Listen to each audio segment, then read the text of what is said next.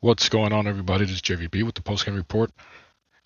Here once again with another video. So this time I'm going to just compare it to several other controllers because I discovered a few things that make this particular controller probably the most comfortable controller that I have used to date. Now, once again, it is attached to my iMac and I can do remote play. So I can play PlayStation 4 with this. Now, why do I find it so comfortable? Well, as you can see, the thumb sticks, they have a new rougher material at the ends, preventing you from slipping. And then you have your indentation. The buttons feel very, not mushy. Some people say the D-pad feels mushy. It does a little bit, but nothing feels loose. Now, of course, with time, that stuff is going to loosen up, and who knows the durability. But based on the way it feels really good. So I've been able to get some rumble features when playing some PlayStation 4 games. I can use the share button, the pause button, and besides that, like when I'm walking on different surfaces like that, nothing happens. So here's the most impressive thing so far as comfort: the handles. The handles, you can wrap around them and still get, at least for me, fully wrap around the handles, reach both shoulder buttons, and comfortably reach all of the buttons, the face buttons.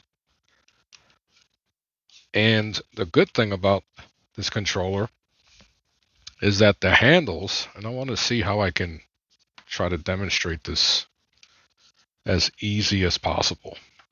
So you see how it's wrapped around the handle?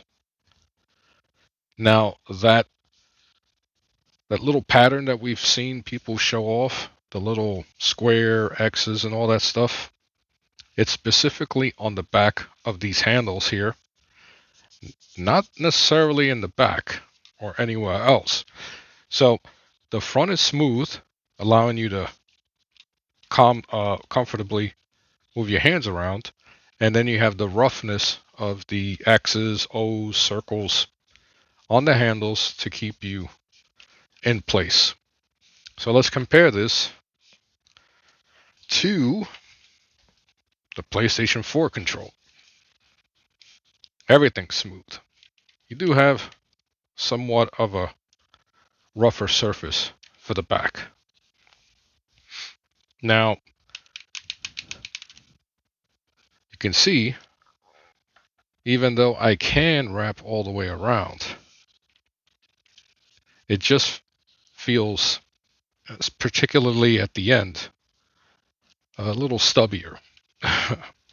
So, I mean, this PlayStation 4 controller never had an issue with it, but it feels, dare I say it, cheaper than the new one. Design wise, just fit and finish, you can see that it doesn't have the same rough edges as the newer controller. So you can slip. But I can't wait for you guys to try this new DS controller out.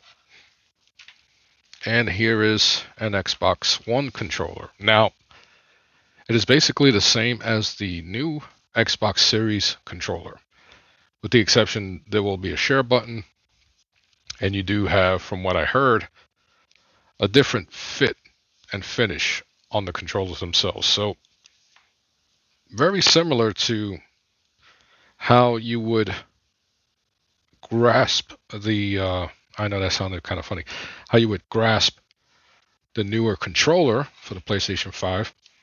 You have a very similar back end to where you can comfortably grip and hold and reach all of your buttons. I've always liked the Xbox 360 controller. And of course, this controller is an updated version of that. But when it comes to size and the way the ends are thinner at the very edges, it just, when you wrap around it and you can able you're able to reach everything. Um, it just has a different feel for it. For me anyway, because I have big hands.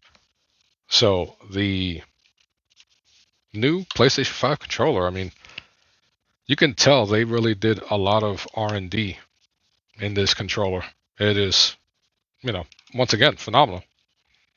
But anyway, I wanted to just give a final observation for the controller.